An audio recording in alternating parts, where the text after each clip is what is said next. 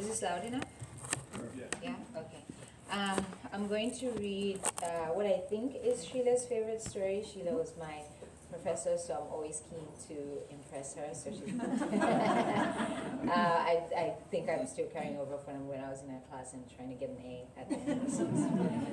So she told me she likes this story a few days ago, maybe? I love this. So I'm going to read from It Will Be Beautiful again, which is on page 149. I'm going to read an excerpt. And I actually wrote this right when you became my professor in 2020, yeah.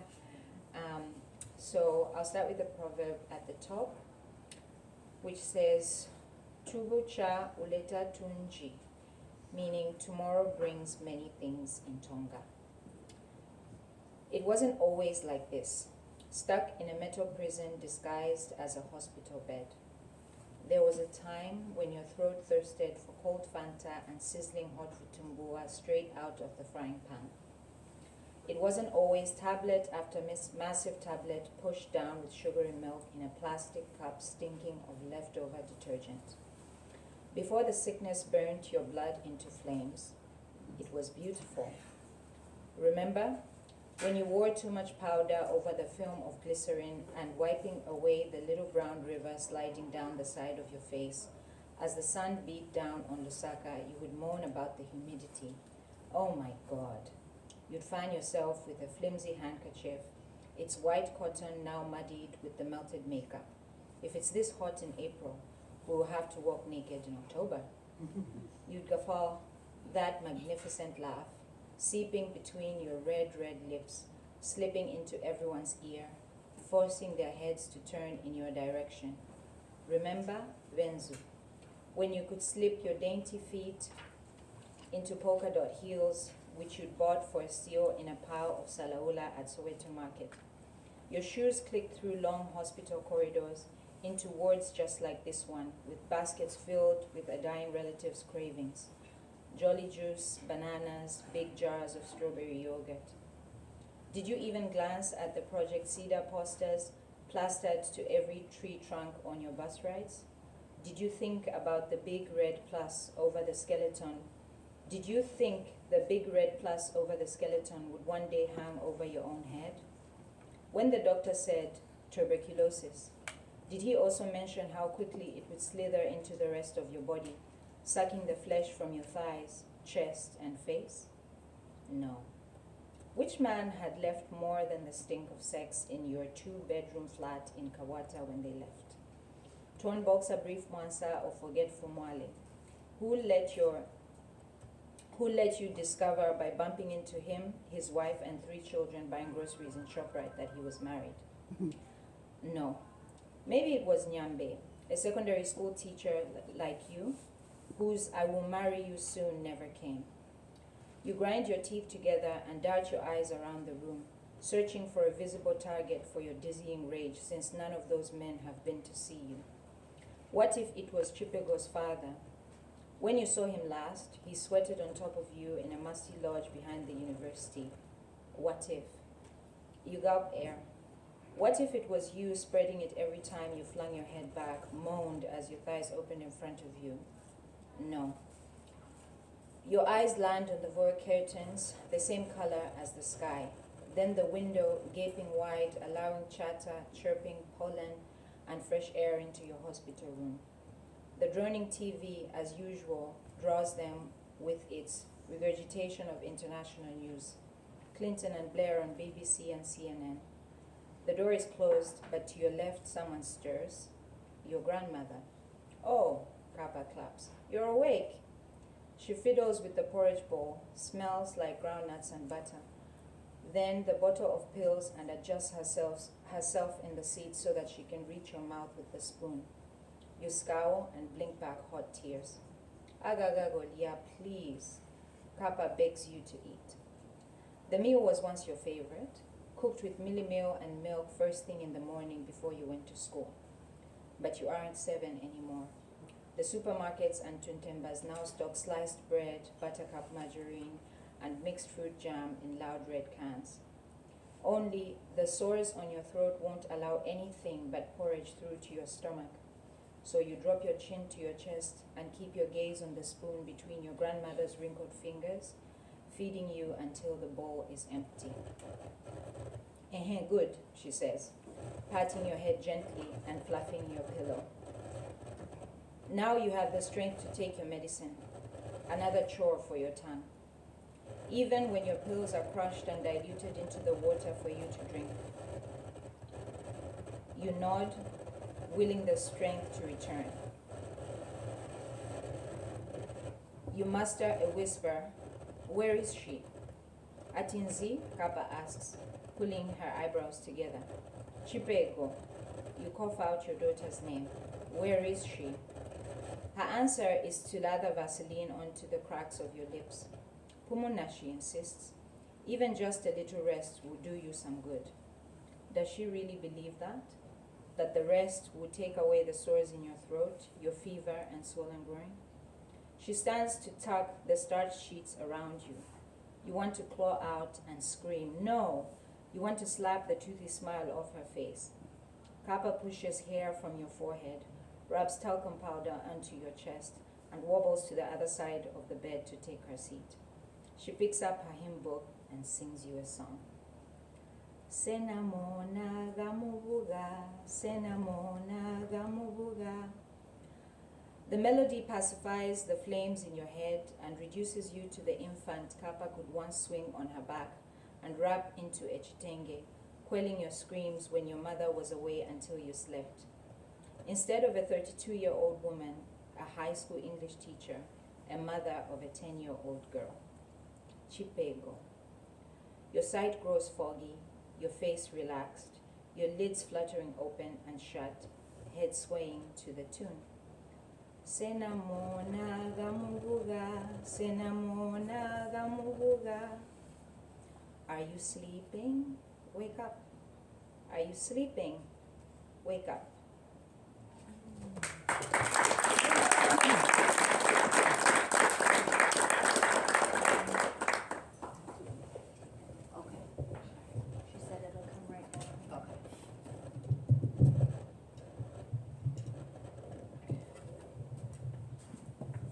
Mubanga, thank you. That was beautiful.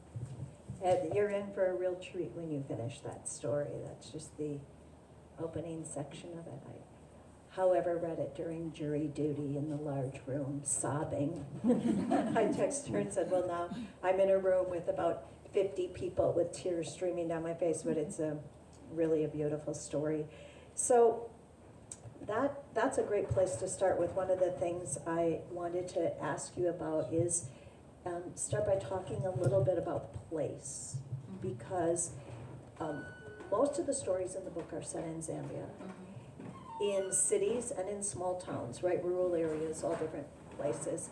And the place and the cultural norms of the place, the expectations of the place, the gossip, the rumors, the limitations, all seem to figure into the story. And I wondered if you could talk a bit about sort of how you see the relationship of place and character, place and plot.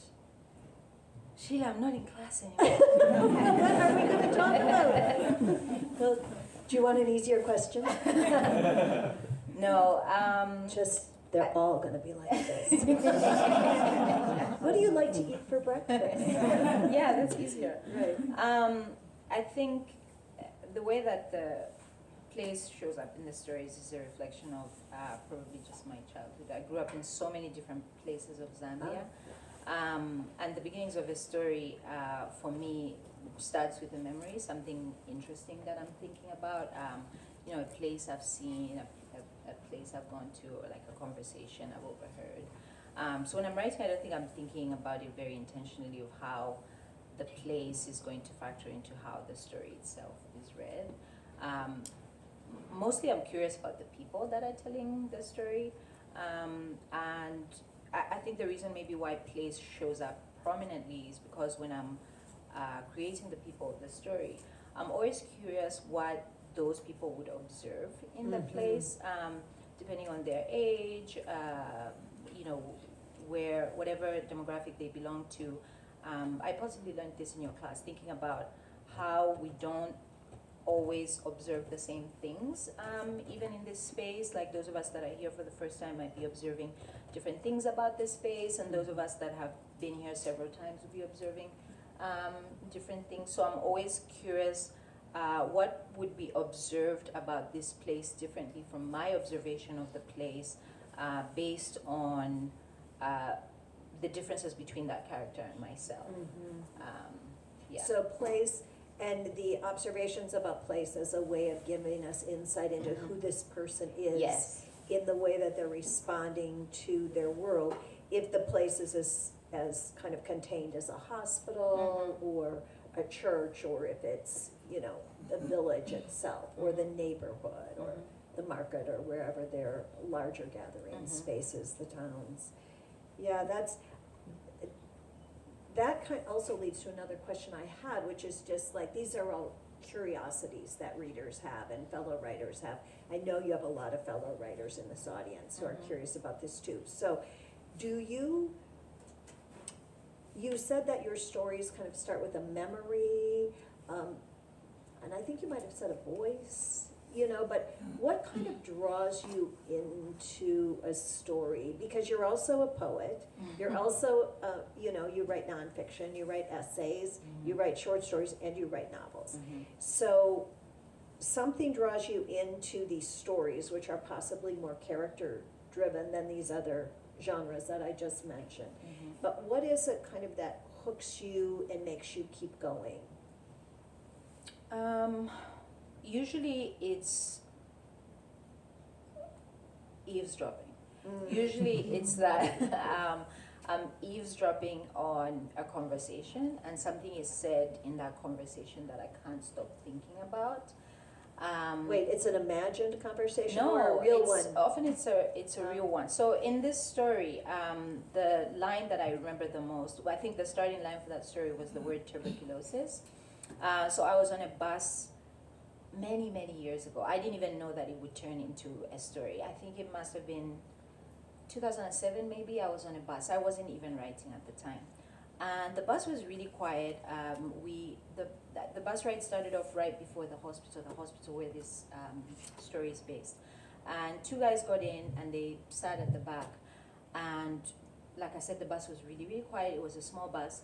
And one of the guys says to the other one, what did they say to you at the hospital? What was your diagnosis? And he says, oh, they said I have tuberculosis. And everybody on the bus starts to get a little bit nervous, like people are opening windows, like, And his friend, without missing a beat, said, that's what they told you? That means you have AIDS. They're just not telling you that you have tuberculosis. And his friend goes quiet. Everybody's deathly quiet. And I have never stopped thinking about that man. I was thinking, like, first of all, what did he do with that information? Whether or not that information was accurate, but like, that was such a loaded statement for his friend to give him back. And I was thinking about what messaging I might have grown up hearing about the word tuberculosis, and that was the starting point. When I had the starting point, I don't always know where the story is necessarily going to lead or who's going to tell it or the outcome, but a lot of the time it's that I hear something, and then I just I can't let that little phrasing go, and then that becomes a story. When I just met Frances, she said to me, she was talking about her friend who had passed a few years before or a year before, and she was describing how her friend had this very big personality that when her friend was speaking, and everything would stop to kind of turn, and she said the wording she said, I can't believe that death is so powerful that it can snuff out such a big thing, and I've never forgotten that phrasing. And so sometimes if I'm writing something, maybe a person would have died in that scene, and I'll be thinking about that phrasing of something that is untouchable being so big that it can snuff out anything.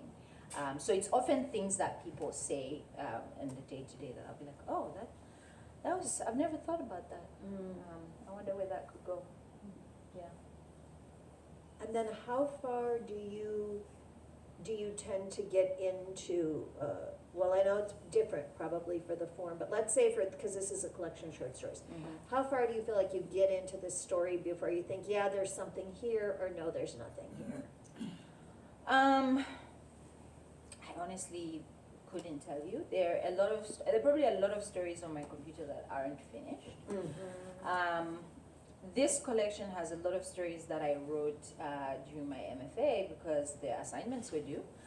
So I had to finish them. One of them I wrote in Sheila's class. It was an online class, and I wasn't doing a good job reading my syllabus, so I didn't know that I had a story due, and it made it in here. But we were at the very end of the class, and I think it was a Friday maybe, and the class used to end at 9. And then you said, oh, don't forget, you have a story due tomorrow, or something like that. And I was so angry at myself, Nuri. I was crying as I came downstairs. My husband would remember, oh, this lady wants me to write this story. And she said it's a flash story, and I've never written a flash, so I don't even know what she means. And so the story... I hate her. And so the story ends up being a story about a class of students that rebel against their teacher. I do remember that. You do remember that story. I didn't take it. So it could come from anywhere, the inspiration for the story. Was that in the Waterstone class? Yeah, Yes. that was in the Waterstone class, yeah. I loved that story. That was the first piece of writing I ever saw by you. That was the first piece of flash that I ever wrote. And I was like, whoa, she can write. Who is she? Who is she? She's a beautiful writer.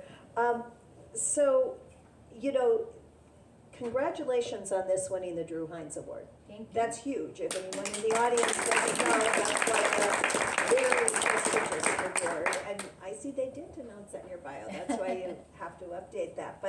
And now you have another book that just won the Zank Award, right? Mm-hmm. That's your forthcoming novel. Yeah. Wow. Right? And there's a poetry collection forthcoming, right? And you just had that giant fellowship in Dubai for, what was that called? It was called the Tejumola Olanian Fellowship for African Writers. Okay, that was amazing. It was. That was an amazing thing too. So I can't keep track of all of it. But people can see that and they'll think like, oh, why has she had all this success? This has been so easy for her. And I know that this is what people think as the success piles up, but I also know it hasn't been easy for you at all. No. And so I wonder if you could, because it isn't ever easy. It's just not easy. It only looks easy from the outside. But you have a tremendous work ethic, so you're always at it. You tire me out with the questions about where can I place this, what can I do? I'm like, oh my God, I don't know, I don't do anything anymore. But I mean, you're always committed to the work, and you go back to it, and you revise it, and you don't give up. What do you feel kind of artistically, what sustains you for that? Like, what has kept you going for so long with this work? Because you've also been at it quite a while, right? I mean, before you ever started Hamlin. You published a book before you started Hamlin. Yeah, many different things, like a combination of different things. My favorite thing to say, since I read it many years ago, was that drop by drop is the water pot filled, and that kind of drop by drop is a water pot filled. Is the water pot filled? Mm-hmm. Like, you can't fill a pot Yeah. in one go. Many things. With my first book, what sustained me was somebody told me that I couldn't do it. I know that works for you. Know that, yes. I said, oh, I'm thinking about writing a book. So you can't just wake up and say you're going to write a book. It's very hard work. I've been trying to write a book and said, oh, I'm going to do it then. But yes, it is very hard. There's a lot of quiet moments of self-doubt and things like that. Mainly, I think what sustains me is that writing is the one thing that I do that is work, that doesn't feel like work. That when I go into the work to produce, it feels like the work has served me more than I have served the work. And I think part of it has to do with my entry into writing, which I've said this in many different spaces, but I started writing after my parents died. And my first sort of entry into fiction was a teacher. I've been very lucky with teachers. A teacher of mine when I was in grade 8, we were writing about what we had done over the holidays. And this teacher knew me very well. She taught me English, but she knew me very well, so she knew that over the holiday session my dad had died. So she said that to me. She said that to the whole class. Everybody write what you did over the holidays. And I'm a crier, so my eyes, she could see right away that I was going to cry. And she came up to me and she said, Mubanga, you can write anything. It doesn't have to be true. You can go anywhere. And yeah. So that was my first sort of like, I wrote this story that was completely made up. And the feeling that it gave me at the end is still the feeling that stories give me today. The other thing through the hard moments I am going to say is that I have a very wonderful support system, and one of them is Sheila. After my MFA, as you know, my MFA year, right after graduating, I got rejected from every single thing that I applied to that year. And I remember calling Sheila several times, just being in tears and being like, I don't know what I'm doing. Like, I'm writing all this work and I want to share it with people, but it seems like something is telling me that I shouldn't be doing this. And I say this so many times, but I haven't said this to you. Sheila would call me on like, without warning, every few weeks, I think you would call me and you would say, are you still writing? And oh, she goes again. And then at the end you would say, I'm just trying to keep my fighter in the room. Yes, keeping my fighter in the ring. And you say, I still believe in you, just keep going little by little. And so at that moment I didn't fully believe in myself, but I was very lucky that I had a lot of people who fully believed me, and some of them are here. Frances used to say, I just want to remind you who you are. Yes. And she would show me all my sort of like other things I've written. Yes, my wonderful friend Frances. And my husband honestly has always believed. He met me when I had nothing published. And he asked me, obviously, like on the first day, what do you do? And I said, I'm a writer. And I'm sure he looked me up and there was nothing. So in those sort of like, moments before, prizes or whatever, like I have a very great community of people that hold me up when I can't, hold myself up. Yeah. But you have a certain level, I know it falters, but you have faith in the work. Like you have faith in the importance of the work, I think. Yeah. And I think it helps that you write about things that you're committed to what you're writing about. You're not just like, oh, I guess I'll just write a book that might be popular or something. Yes. You're writing about something that you believe is important. And that kind of leads me to another question I have, which is like, who do you feel like you're in communication with when you write? Like, who's on the other side of these stories? Who do you feel is receiving these? And it might vary story by story. I know it does. It can for me too. But just kind of your general, who is your receiver? Who do you know is going to pick this up and love it? Besides me. Besides you, yes. Sometimes it's a version of myself that I was before the work existed. Sometimes it's that person, that there are certain stories that I am seeking and those stories don't exist, and when I write them, I'm writing them for that version of myself. Yeah.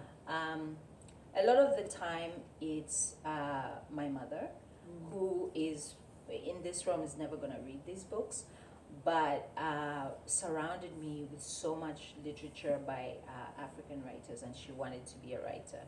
And there's a push-pull to that feeling, because some of the things that I write about, I know my mother wouldn't have liked, even the excerpt I read. She would, Mubanga, why would you read that?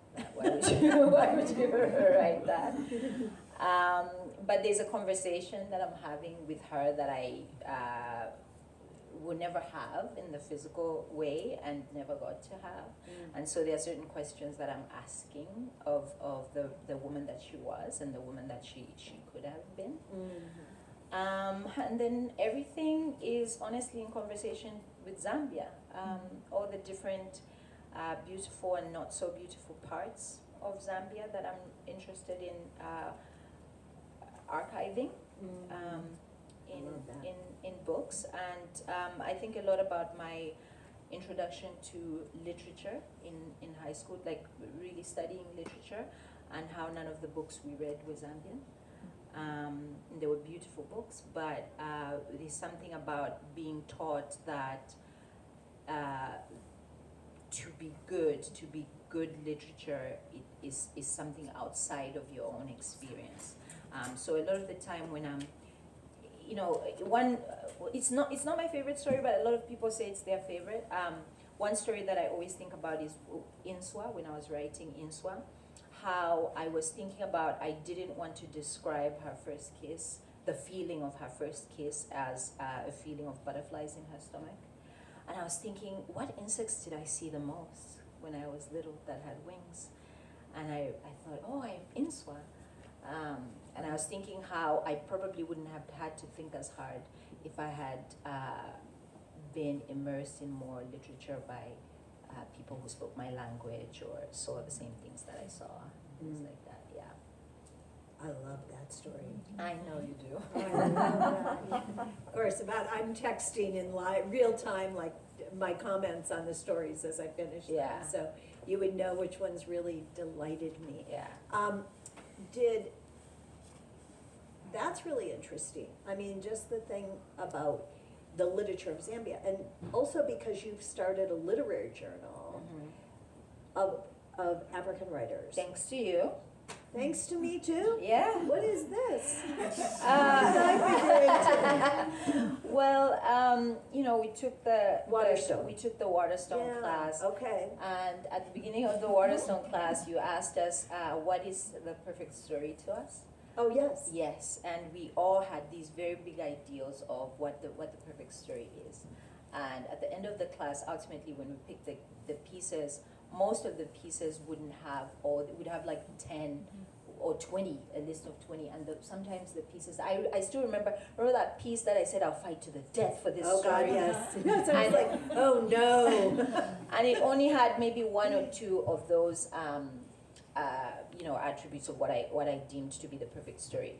But in starting Wadi Literary Magazine, I wanted a space like that for Zambian writers, which we didn't have a space like that. We didn't have a literary magazine, and often when I would talk to Zambian writers, in the same way that we were reading good literature, but literature that wasn't Zambian, I can see that sense in young Zambian writers in Zambia when I'm talking to them, in that they are reading a lot of magazines, but they don't see much of themselves in those magazines. And sometimes, even when we put out submission calls, and I'll say, guys, I'm on this editorial team, please submit while I'm there, we'll receive like 2 or 3 submissions. And I think it's that absence of seeing themselves in those spaces. And so I wanted to create this space where they can have their soft landing, where they don't have to overly translate themselves, where they can, when they come, they know that the people who are reading the work, first of all, are looking for them. Yes. That they're yes, not the that's extra, so that, important. that Yes, they're the default. Right. So that's why I started. I had that incredible experience where you invited me to teach a class to writers who had submitted to you, and we did it on Zoom, and they were coming from all over Africa, right? Yeah. And all over the world, I think. They were Yes. signing on, and it was just an amazing thing, because I'm just there teaching about place, I think, and it was... And they loved it. It was really cool. That was a great experience. And so, I mean, that's an incredible mark that you're making, because those literary journals are a huge labor of love. But also, has it helped with your own writing to be on the other side of the desk of writing? To look at something with an editorial eye and see what something needs?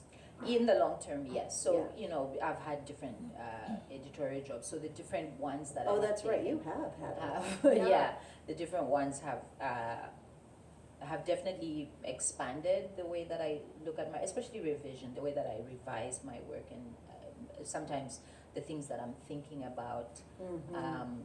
Maybe the things that I would forgive myself for before, I'm a bit sharper with the assessment of my own work before I start sending it out to people. That was another question on my typed sheet here, Okay. because I do know that you're pretty serious about revising, and you're not afraid of it when it needs to No.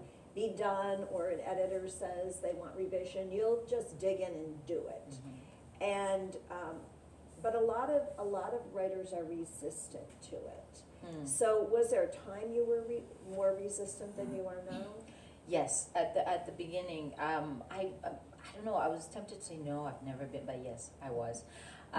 When I wrote my first novel, when I finished a very bad draft, I used to share it with just my friends who liked reading, because I didn't know any writers at the time, and they would kind of give me like loose feedback, and I'd work it into. But there was one chapter that I had in my in that novel. It used to be chapter 6. I don't know why I was so married to that chapter. It was like an echo of my first chapter, and I was like, it needs to be here. And every single person who read that draft would be like, this makes no sense. Why is this chapter here?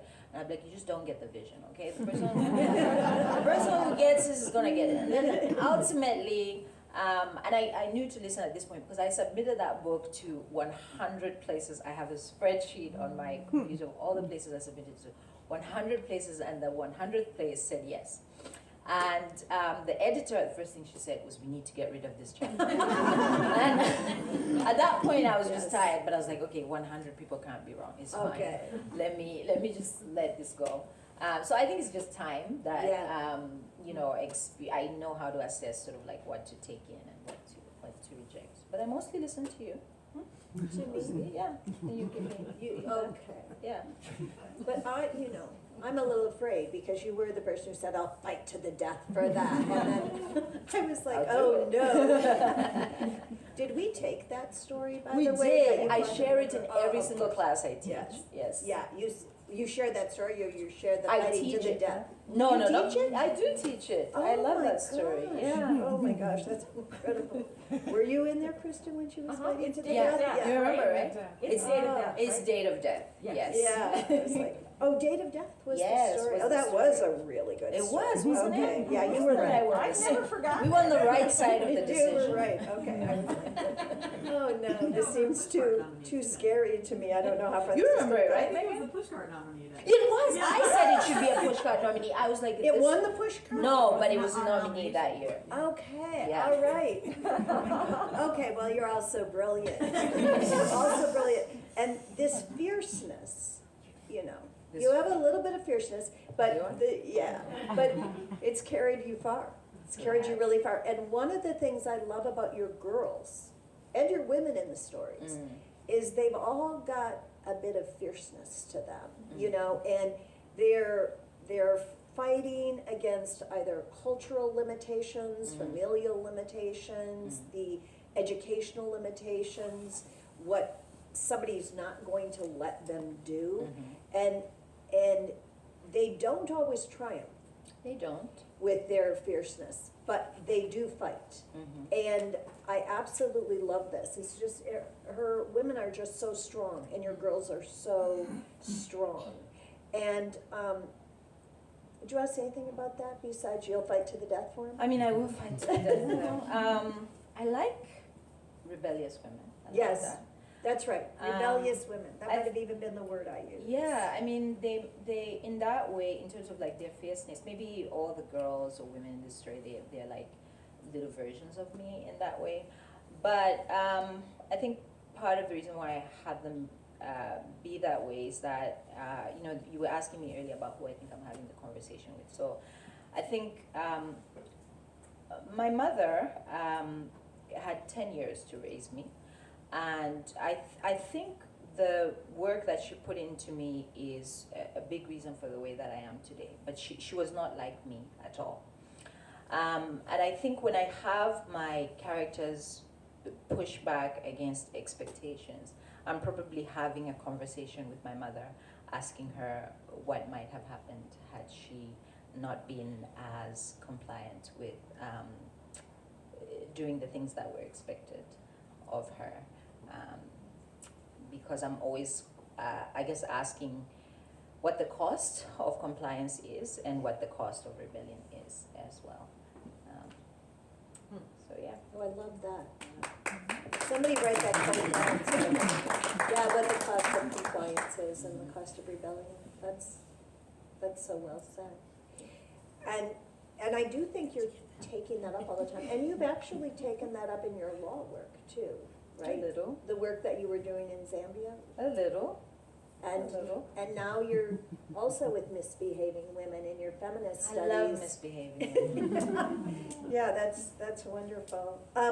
Okay, let me see. Oh, this is actually leading me a bit to, not your mother in particular, but your movement in these stories between child and parent. Mm. You know, there's a fair number of stories in here that are from a child point of view and a fair number that are from the parent's point of view.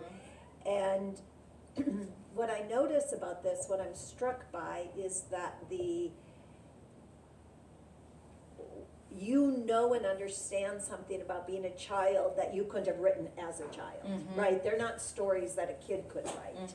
They're stories that have some hard-earned wisdom to them about, even if the child doesn't see what we're seeing maybe, which is whether or not they're going to triumph over the long run, or what the cost of their nonconformity is going to be. But you also then have the ability to occupy the parent point of view, and sometimes the mothers are very tough. They're very tough love, you know, and they're stern with the daughters, or they're difficult, they're harsh with the daughters. And but there's something about your ability to also occupy that position, the older person and the child.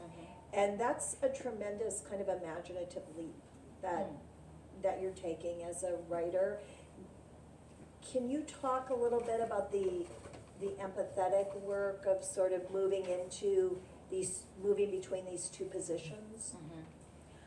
I think children know a lot, and what you're possibly talking about is that they don't always have the vocabulary to express the things that they know.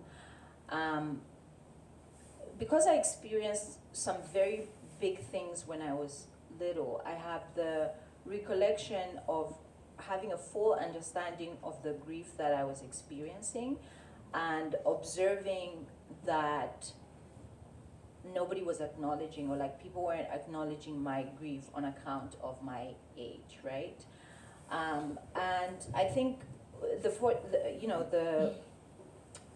the weaving in and out of those experiences probably comes from the fact that I started writing after I became a mother.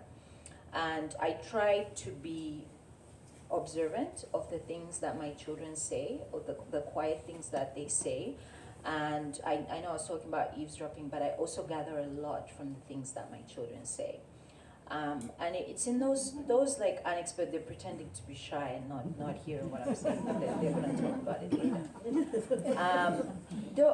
A few weeks ago, I was in the car with my oldest, and I talk about my mother a lot. If you're with me, you know I talk about my mother a lot. So I don't know what I was saying about my mother, but it ended up being, I was saying, I had the best mom ever. And he said, well, I have the best mom ever.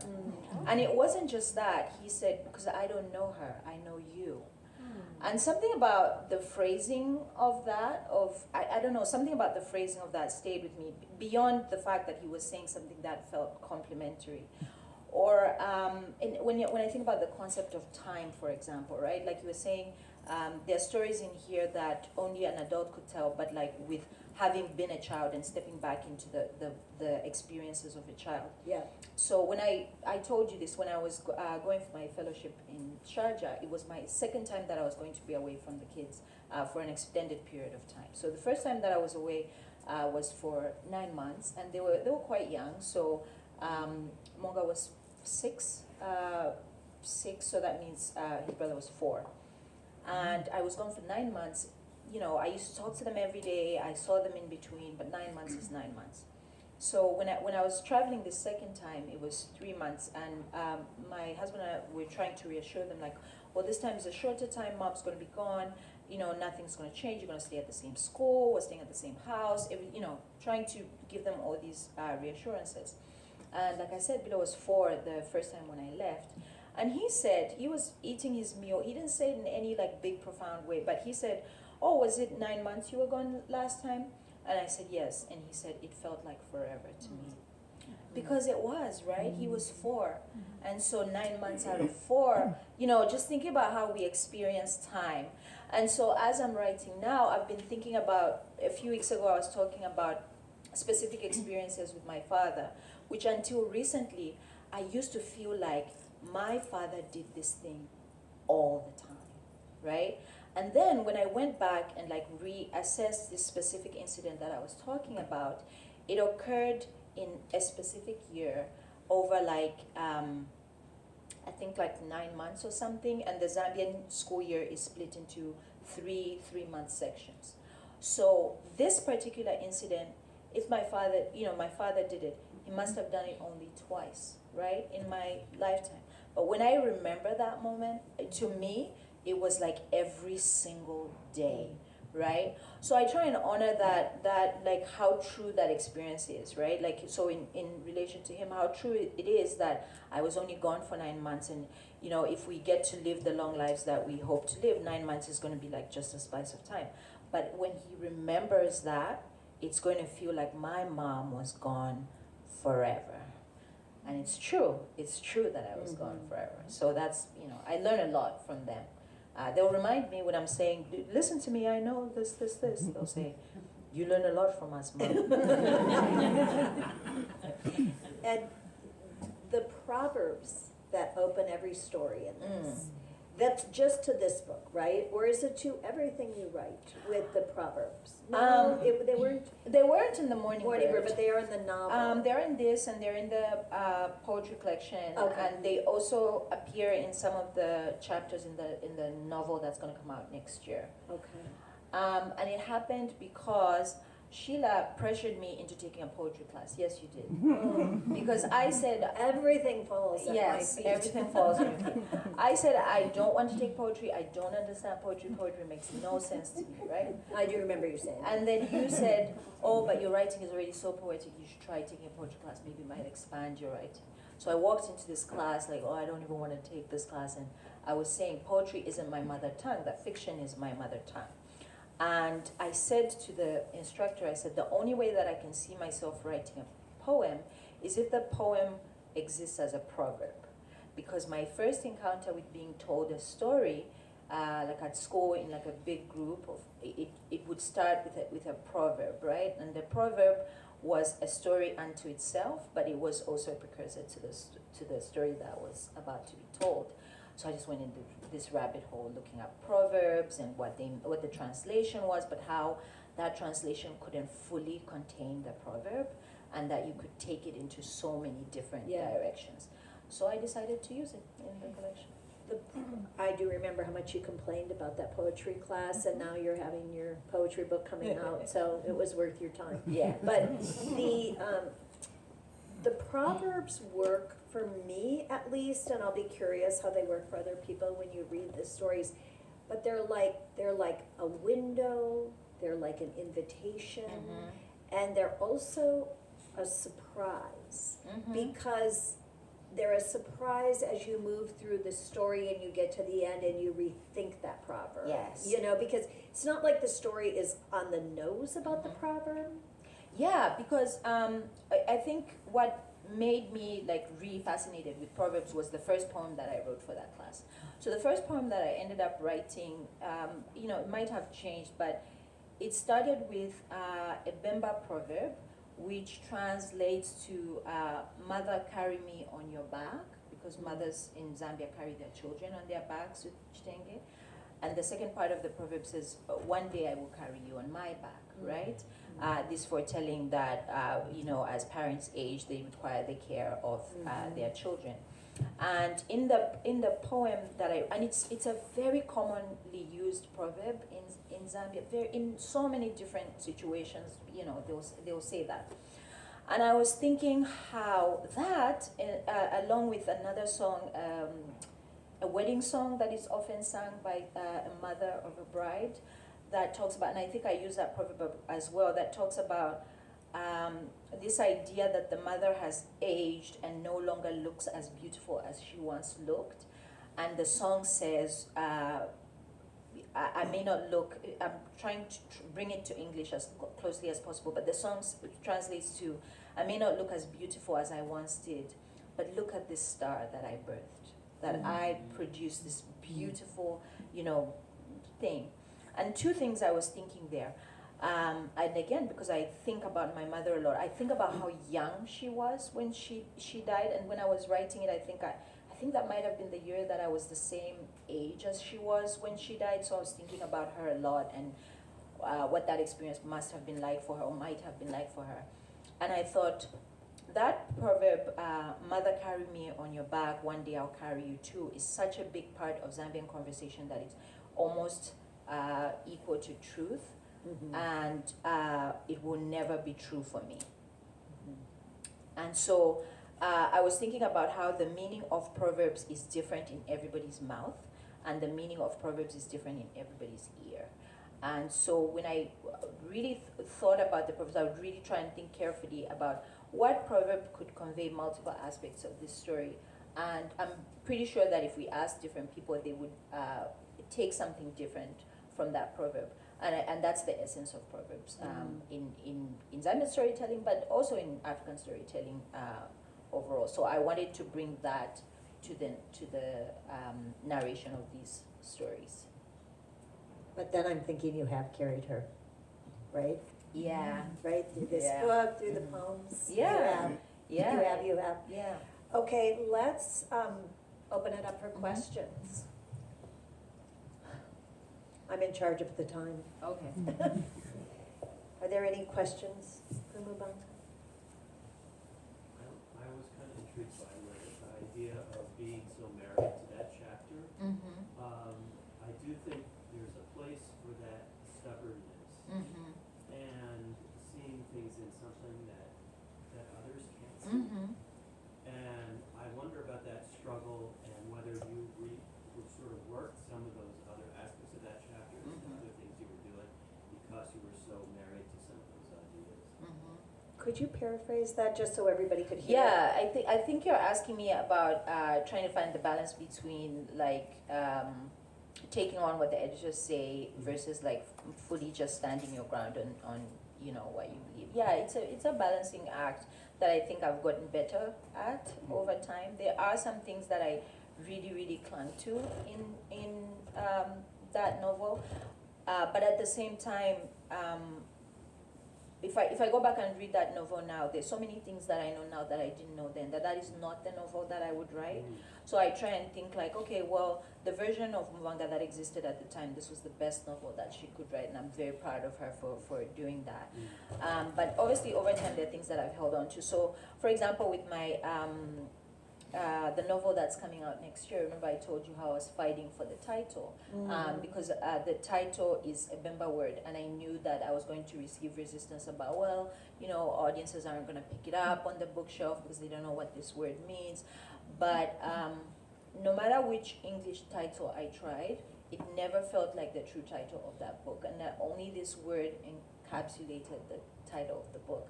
So even in our final conversation with the editor before they put out the announcement, they said, okay, what do you want to call this book? Do you want to call it this phrase that the marketing people say sells really, really well, or do you want to call it this Bemba word? And I say, you know what? We learned how to say bootylicious. We can learn how to say this one. Fine. Okay, did you triumph? I did. All right. Back there. Okay, so how has writing evolved for you? Has it always come easy to you? And I know you're an Agani and also a writer. Is there a point where legal writing connects with creative writing? Most of the time, no. What was the question? Whether there's a place where my legal writing connects your with legal my writing. creative writing. My novel is going to be half placed in a courtroom. So it's a trial. It's about a trial, and then it goes back and forth between the present trial and the moments that led up to the trial. So that's about the only work. I think that connects to my legal life, and I think I was only able to write it because I hadn't been in the courtroom for so long. Honestly, when I was litigating, the last thing I wanted to do was go home and write like about witnesses and the judge, and so not. As far as how my writing is evolved, I think writing is literally like writing, you know, like the first time when you're being taught how to write, it's so hard. And then the more you use your pen, the easier it is, right? Like the more easy your handwriting comes, and writing is like that for me. But even with that said, there are some stories that are harder to write than others. There are some periods in my life that are harder to produce in than others, because, you know, life has its own demands and things like that. But I can see an evolution in the sense that when I go back, I was telling Sheila last night, she was asking me, which story do you want to read? And I was like, oh, I don't want to read any of them. Because when I look at them, I'm like, oh, I would have changed this word, I would have changed this, I might have done this a little differently, and that's because I know something now that I didn't know then, yeah. Is there someone else back there?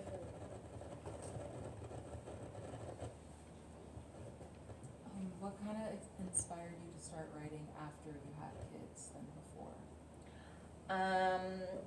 What inspired me to start writing after I had kids? So what inspired that story?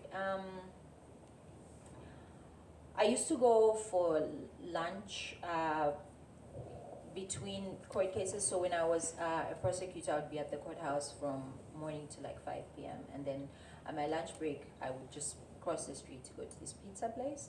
And I lived in a very small town. Zambia, unfortunately, has a large population of homeless children. And in the smaller towns, the numbers aren't as large as in the bigger towns. So there's this group of children that used to sit outside there. Because I eat very, very slowly, I could never finish my lunch in time to go back to court. So I would always come out with pizza.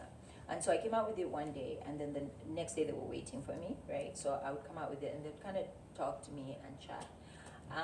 And, you know, like I said, a lot of the stories come from like eavesdropping. And I was just thinking, like, how does a country end up with children who don't have a place to live?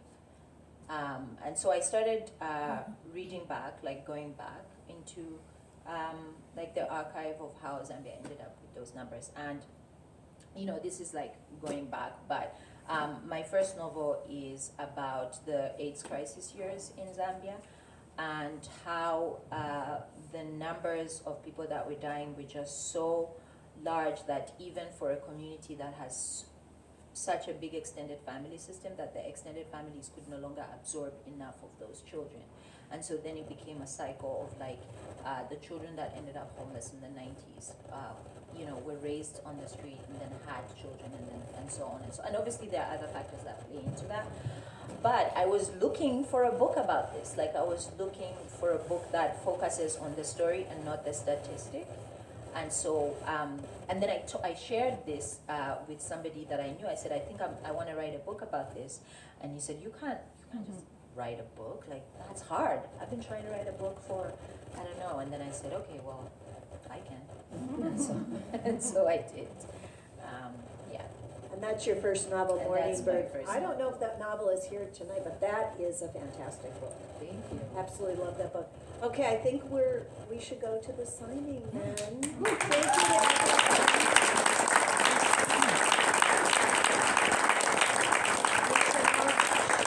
Mubanga up there. Thank you, everyone. I'm trying to do my job. My MC job. You were fabulous. Congratulations, Mubanga.